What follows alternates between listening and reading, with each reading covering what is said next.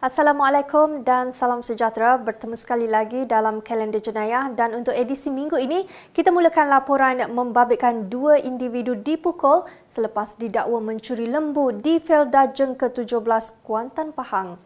Kesemua lelaki yang ditahan berusia 20 hingga 30 tahun itu ditahan di Felda 15 dan 17 bagi membantu siasatan. Ketua Polis Maran, Deputi Superintendent Mat Rizal Mat Razi berkata pihaknya sedang menjalankan siasatan terperinci terutama bagi mengetahui punca sebenar kejadian. Pihaknya juga masih belum menerima sebarang laporan terutama pihak yang mendakwa lembunya dicuri. Malah individu yang memukul dua lelaki itu juga masih belum berbuat demikian. Dua lelaki termasuk seorang pelajar tingkatan 3 dipukul sebelum tangan dan kaki mereka diikat dalam kejadian di sebuah ladang di Felda Jeng ke-17 Maran, Pahang.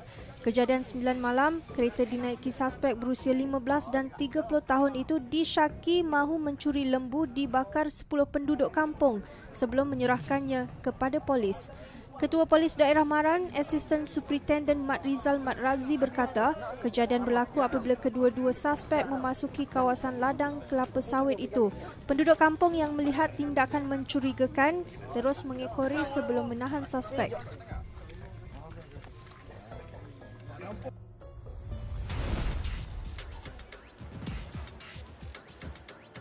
Empat penjenayah hanya mengambil masa 3 minit untuk melarikan 4 dulang emas bernilai RM500,000 dalam kejadian rompakan di sebuah kedai menjual barangan kemas di Terminal 1 Seremban.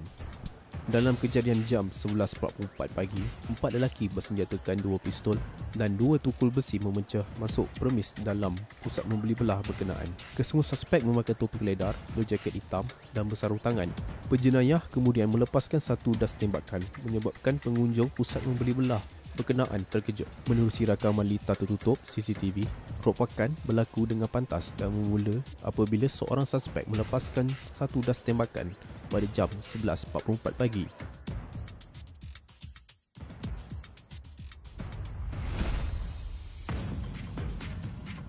Suami kepada juru audit yang dibelasah sehingga mati di rumahnya di Taman Tun Dr. Ismail direman selama seminggu untuk siasatan lanjut. Dalam kejadian itu, suspek membunuh isterinya dipercayai menggunakan tukul besi. Motif kejadian dipercayai berpunca akibat cemburu buta. Mangsa Suraiza Hamzah, 46 tahun, juru audit di sebuah syarikat penerbangan tambang murah ditemui terbaring dalam keadaan berlumuran darah di ruang tamu oleh anak lelakinya. Ketua Polis Daerah Brickfields, Asisten Komisioner Syahrul Osman Mansur memaklumkan suspek dipercayai mempunyai masalah mental dan kes disiasat mengikut Seksyen 302 Kanun Keseksaan kerana membunuh. Jenazah Suraiza dituntut ahli keluarganya di Pusat Perubatan Universiti Malaya PPUM selepas proses bedah siasat dan dibawa ke Masjid Al-Taqwa TTDI sebelum dikebumikan di Tanah Perkuburan Islam Bukit Kiara. Dadah bernilai RM2 juta dirampas Jabatan Kastam Diraja Malaysia JKDM di pintu masuk KLIA pada 5 dan 17 Julai lalu. Pengarah Kastam KLIA, Datuk Cik Omar Cik Lim berkata, bagi kes pertama, pihaknya mengesan sebatang egzos yang ditemui dalam satu kotak bungkusan di mana di dalamnya mengandungi dadah bernilai RM89,300. Kes kedua pada 17 Julai lalu, dua lelaki warga India ditahan apabila pemeriksaan pada bagasi mereka menemui dadah bernilai RM1.9 juta.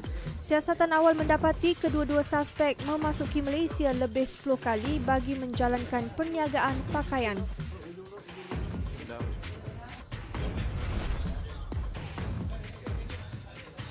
Lima ahli sindiket dadah ditahan selepas makmal dan stor memproses bahan itu diserbu polis dalam serbuan berasingan di Georgetown, Pulau Pinang Selasa lalu.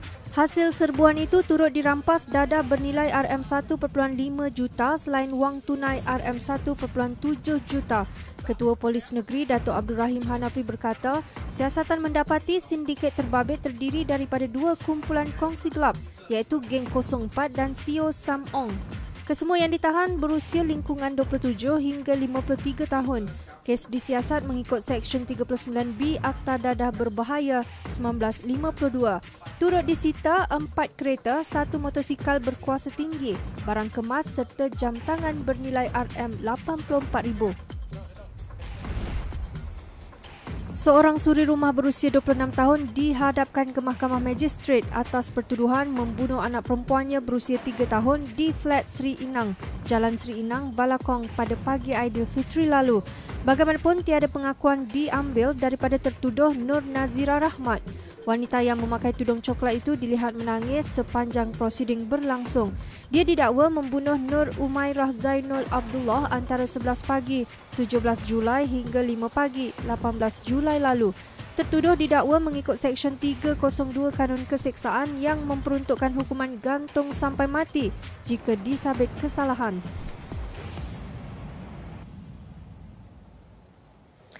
Baiklah, sekian dulu untuk laporan kalender jenayah minggu ini. Terus layari laman web Harian Metro dan saluran YouTube bagi mendapatkan lebih banyak paparan berita dan video menarik hasil pengumpulan warga kerja kru My Metro TV sepanjang minggu ini. Sekian dulu, kita jumpa lagi minggu hadapan. Assalamualaikum dan salam sejahtera.